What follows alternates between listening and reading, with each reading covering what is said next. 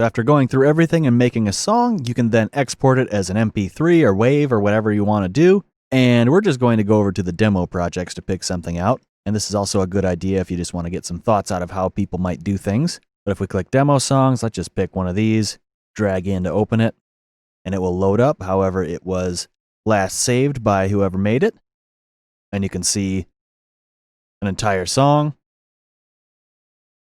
Listen to it, hit spacebar. Take a look at all the different things that are in here. His meters, his mixer chain, all of this sort of stuff. And the rest of those demo projects can also be a good resource just to pick through and see how people do different things in FL Studio. And there are several different approaches within different ones in there, so peeking through them can be an interesting experience. But at any rate, let's get back to exporting this. I'll go to File and just Export. We have, off the bat, a number of different file types to choose from, and we'll just choose MP3 for now. And by default, it will just go into whatever the project is saved into. You can obviously save to whatever directory. I'm just going to hit Save.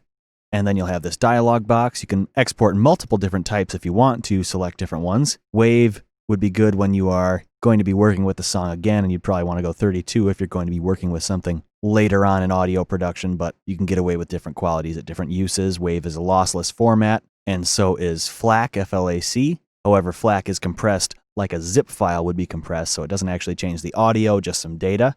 So lossless quality without lossless file size, and some things support that. MP3 and OGG are lossy, so they do actually compress some of the audio, and you can hear that if you are at a lower bit rate for MP3s, especially way low. Generally speaking, if you're up over 224, you're going to be practically indistinguishable from CD quality. You could get away with 128-ish for acceptable quality. Most people think that's okay. But once you get to 320, most people's ears couldn't even perceive a difference between this and a lossless format, though technically there is.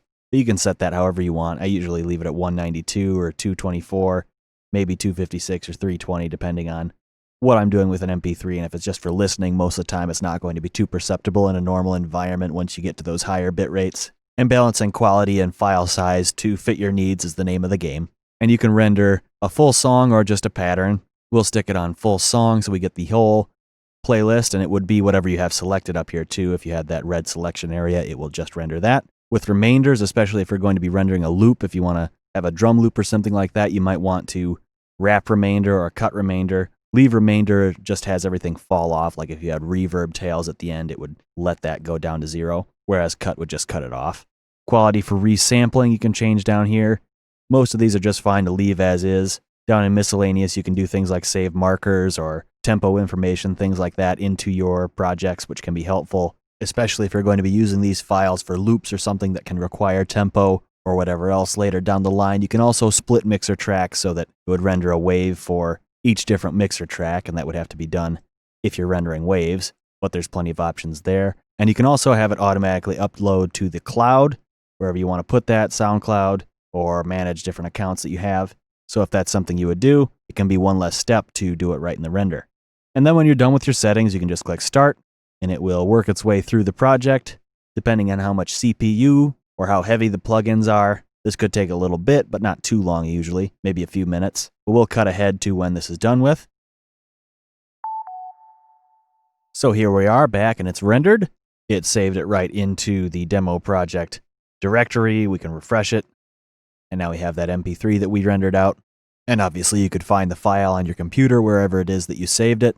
So really the whole exporting, rendering process is pretty painless. And most of the time the default settings are pretty close to what you want them to be.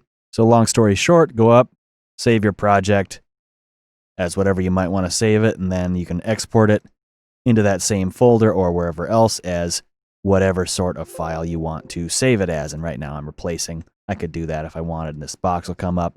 Go through your settings of whatever file types, and most of the time, again, these are set pretty well to what you'd want them to be. And outside of that, you kind of get into specialty sort of cases, but we'll let this sit as is and move on to the next video where we'll just kind of wrap everything up, go over a little bit of review, and send you on your way to have a lot of fun in FL Studio. So I'll see you then.